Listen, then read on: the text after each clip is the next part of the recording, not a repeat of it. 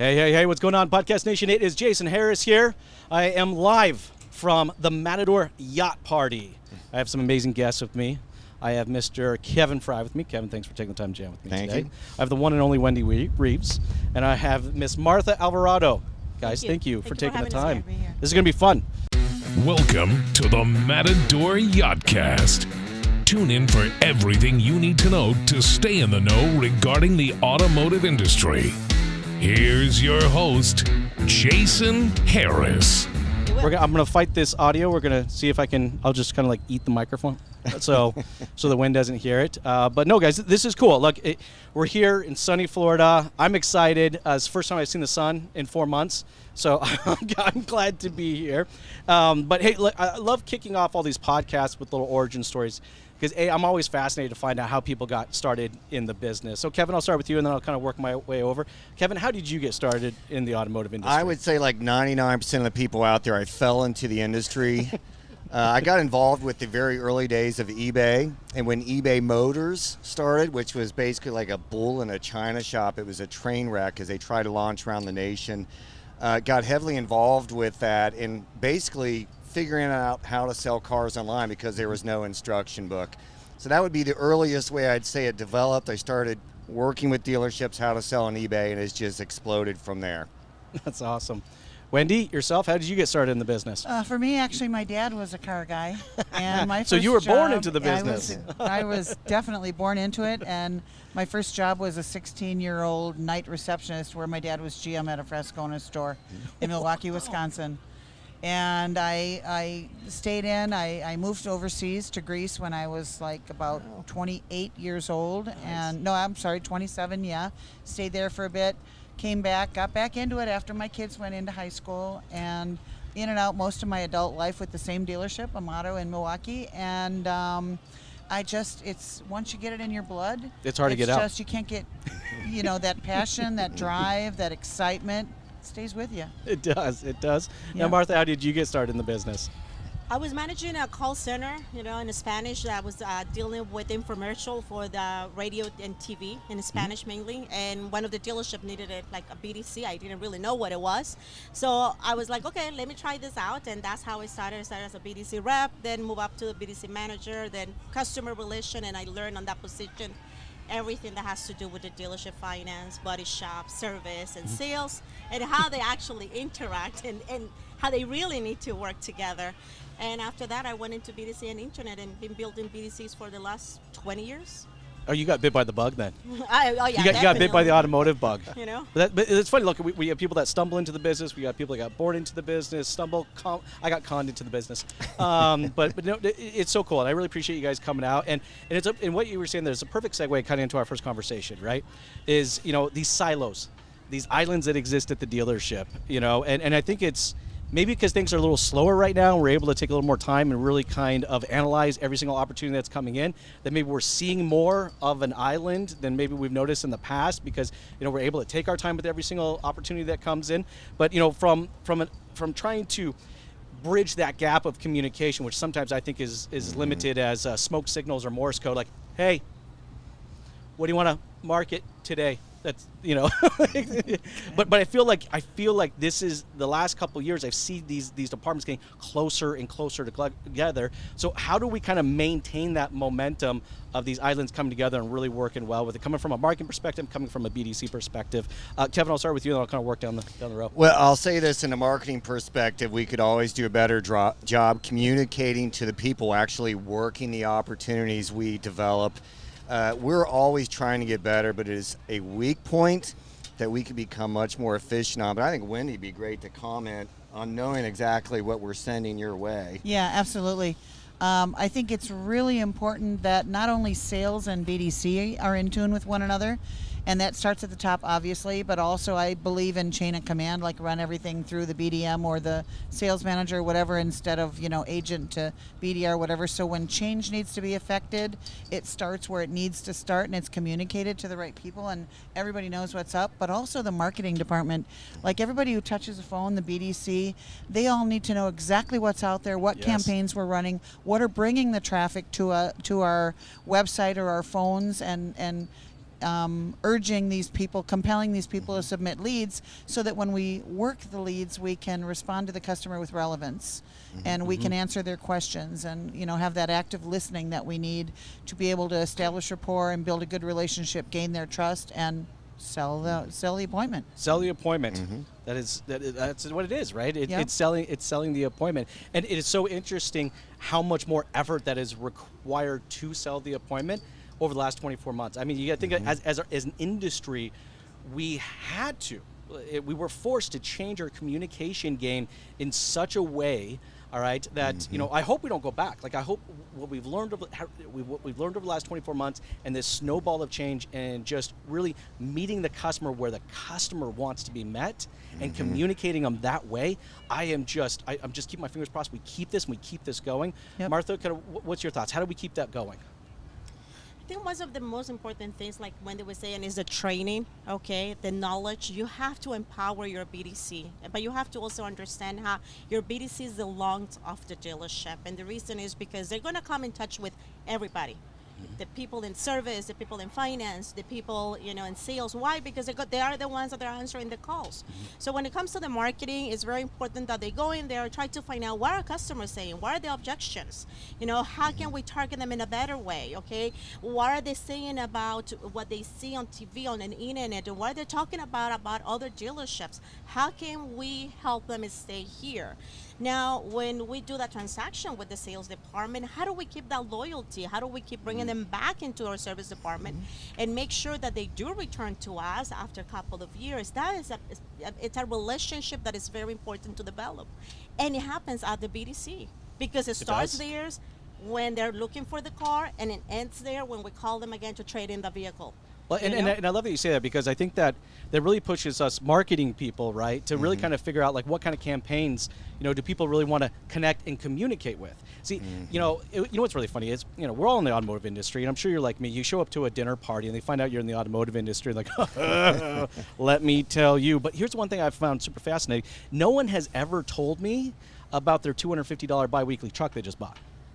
Do you know what I mean? That's never come out of their mouth, but that is still, even today, 80+%, I would say, or maybe more, of what those marketing messages are. I've found that some of the most progressive dealers right now are marketing, but marketing with the intent to create a conversation. And I'd love to kind of get your thoughts, Fred, of kind of how we do that. So we made a very aggressive move, it's going on 3 years, where we decided to remove almost all of the forms in our website. And if you think about this, we've taken the same form approach for over 20 years, which I think is antiquated. I mean, how many times do we fill out a form today for something we want to buy? And what we're doing is, when they click on that call to action button, rather than getting a form pop-up, we're taking them directly to live chat. We're going to answer with AI, so it's very quick. Answer the simple questions, how late is a dealership open, where are you located? But if they start asking more specific questions that indicate a hot prospect, then we want to steer them immediately back to our BDC or directly to our salespeople. It's all about the channel of communication. I like that. Exactly. The biggest thing I want to emphasize in that is you can have the best workflow, a 30, 60, 90, 120-day workflow, emails, videos, text, you name it. And the best appointment setting rates I've seen with that approach are around 20 to 25%. Our appointment setting rate, when we drive into a live chat, immediate answer, is 59%. There we go. More than double. And it makes all the sense in the world. And it's this simple. Answer the question, ask for the appointment. This is what's going on with the car. Would you like to come in this evening? Yes. Versus, it's been 3 weeks of you sending emails. Would you like to come in? It's really difficult to do that. So we're trying to switch up the way we're doing things. Now, Kevin, live chat, and I love the fact you bring up live chat, right? Because 15 years ago when live chat came out, I got excited. Like, I was excited, right? I was excited. I can see where this is going. I was excited for my BDC, right? Because I'm like, yes, someone can push a button on my website. They're going to connect with someone at my BDC. They're going to have a meaningful conversation. They're going to come into my dealership. Instead of it being 3.5 hours, it's going to be 30 minutes. The relationship's going to be, conversation's going to be awesome. There's going to be all good. And then we screwed it all up. Yep. And we turned live chat into a lead generation product. Exactly. And not a connection product. So I was curious. So Kevin, do you guys handle your own live chats, or do you have a live chat provider? It is a blend, and I'm glad you asked that. So I wanna get your thoughts on technology this has too. made a big difference Because before you would literally have to camp 24/7 next to a computer For to sure. answer within 8 to 10 seconds. That's where we have AI picking up.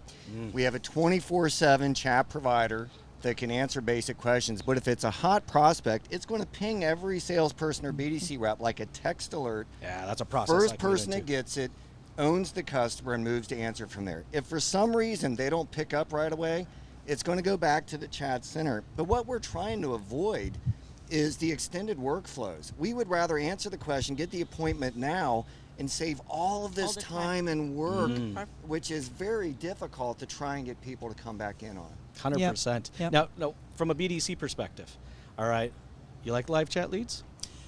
I do. I'm going to put you on the spot. I'm going to put you guys on the spot. I do. I like early engagement, period. Yes. Yes. Okay, there we And go. There we go. like you mentioned, we have to meet the customer on their level, right? Yes. They like the anonymity of chat, right? They don't want their phone ringing. They don't want they hit the button. They want to chat. So for you to respond and then have a form and all AI and it goes to a lead or whatever, that's ridiculous. In the olden days, I remember it was mostly Active Engage, which I'm sure is a wonderful product, but people weren't managing the chats the right way. They weren't reading the transcripts, the same as it equates to call review with phone calls, right? If you're not measuring what you're managing, et cetera, then it's not going to be successful. But if you know exactly the word tracks that are being used and the responses, and they're not just using the old get them in, get them in, get them in, they're transparent, yet they have that layer of empathy, and they're being human with the person. Like, talk to them like you're talking to a friend, as much as you can with chat. I love it.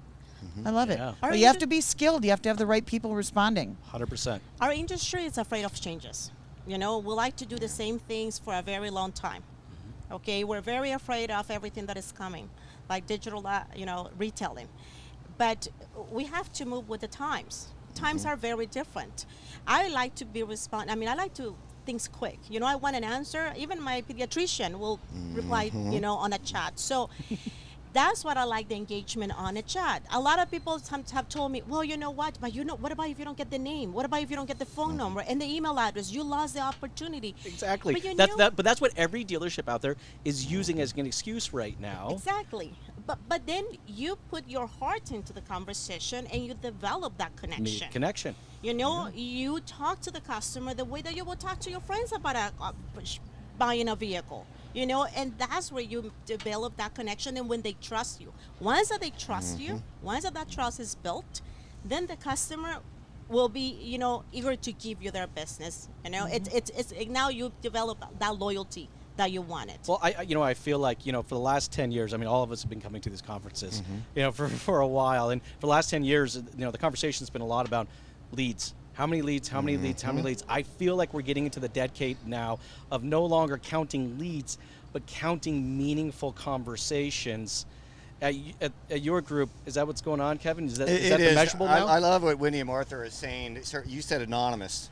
That is a huge word. And then the second thing you talked about is gathering information. Our approach has been, you know what? I'll give you the privilege of an answer to your question if you give me your firstborn's data, your name, your address, everything. yeah, And the blood type. abandonment rate is ridiculous on Yep, these. yep. You have to earn their trust. You have Exactly to build what I was gonna value. You say. have to answer the questions to get that info. Yeah. But I'm going to tell you that the biggest thing that dealers are struggling with right now, which ties into what you're saying on anonymous, they want to engage on your site anonymously. So our modern day battleground is that website experience. Are you answering on that website the three primary questions they have, which have not changed for 50 years? How much per month? How much for my trade? Can you get me approved?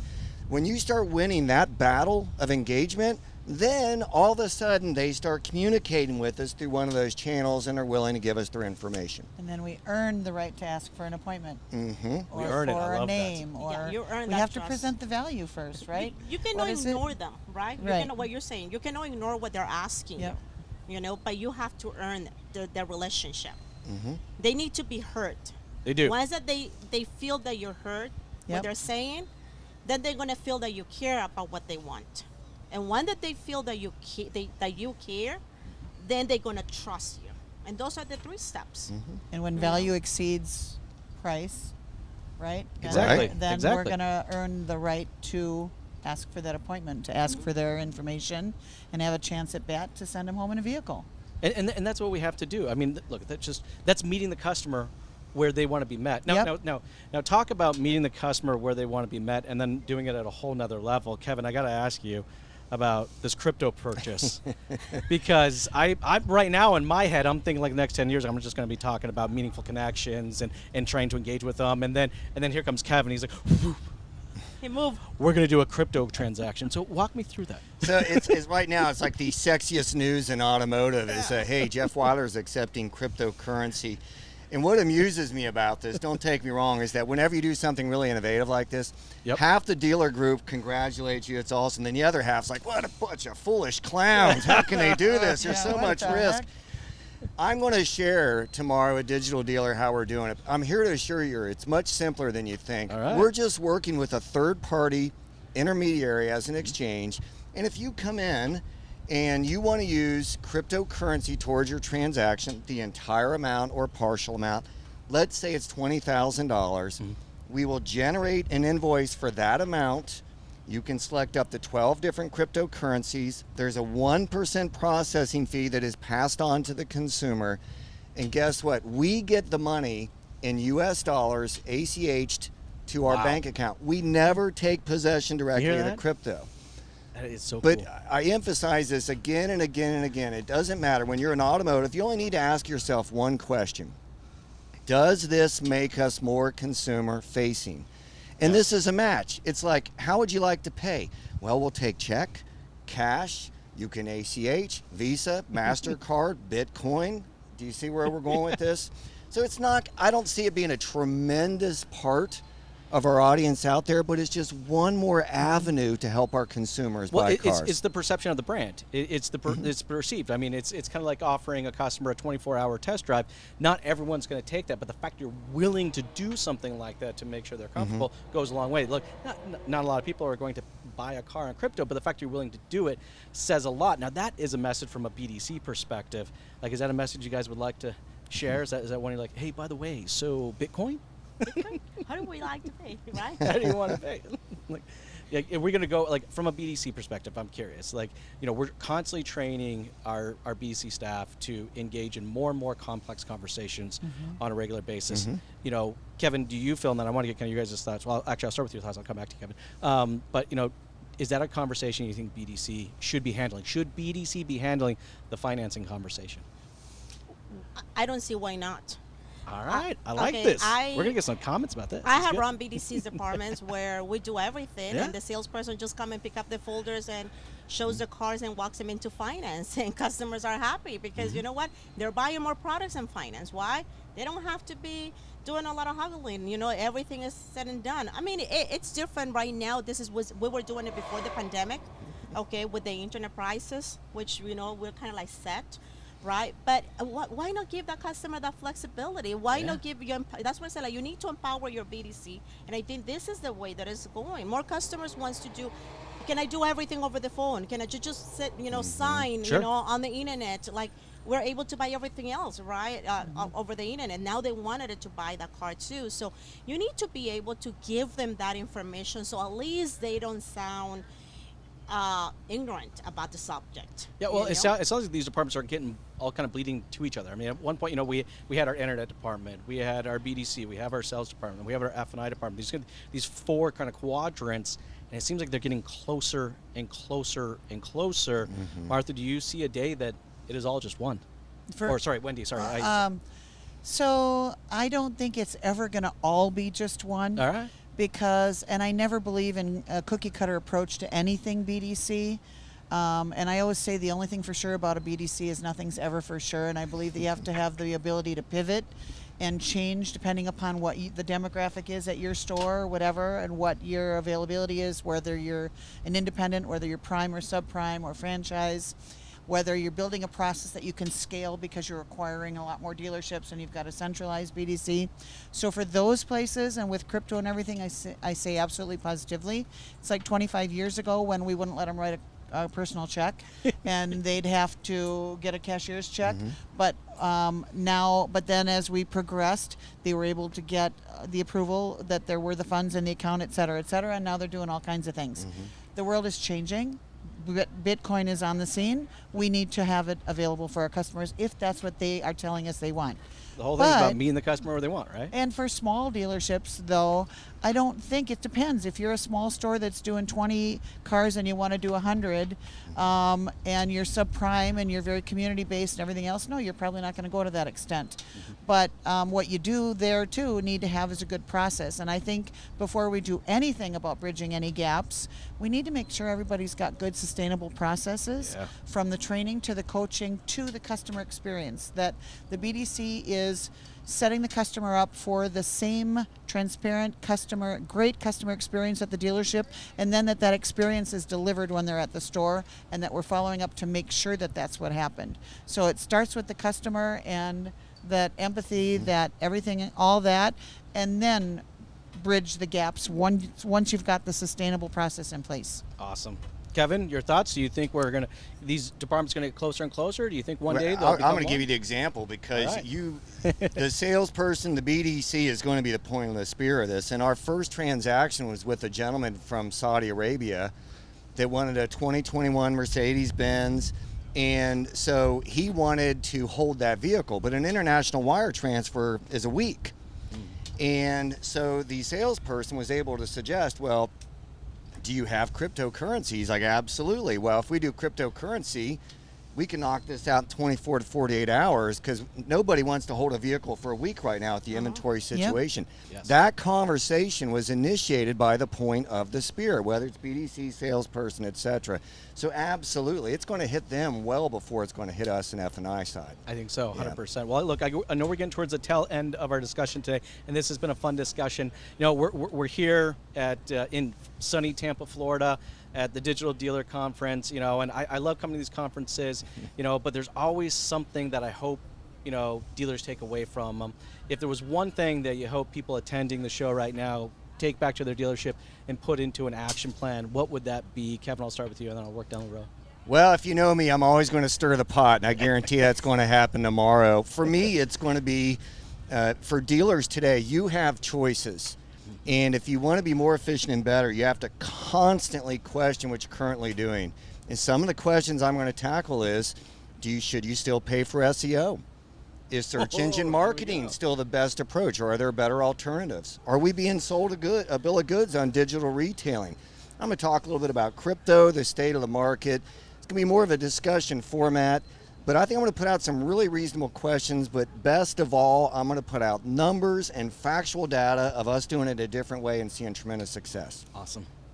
Wendy, for yourself, what do you hope people take away from this event? I think the importance right now, and obviously I'm going to be biased toward BDC, which I think is blowing up, like I said, because it's important that customers' experience is important, and we're the heart of the dealership. But I think it's really important that marketing and BDC and sales are all in tune, in sync, that we're using the data to determine what we're going to advertise, that we're making sure the advertising is all shared with BDC and sales, and basically open communication and bridge the gap between those three areas. Awesome. Martha, for yourself, what do you hope people take away from the event? I think for me it will be love your BDC if you have one, okay?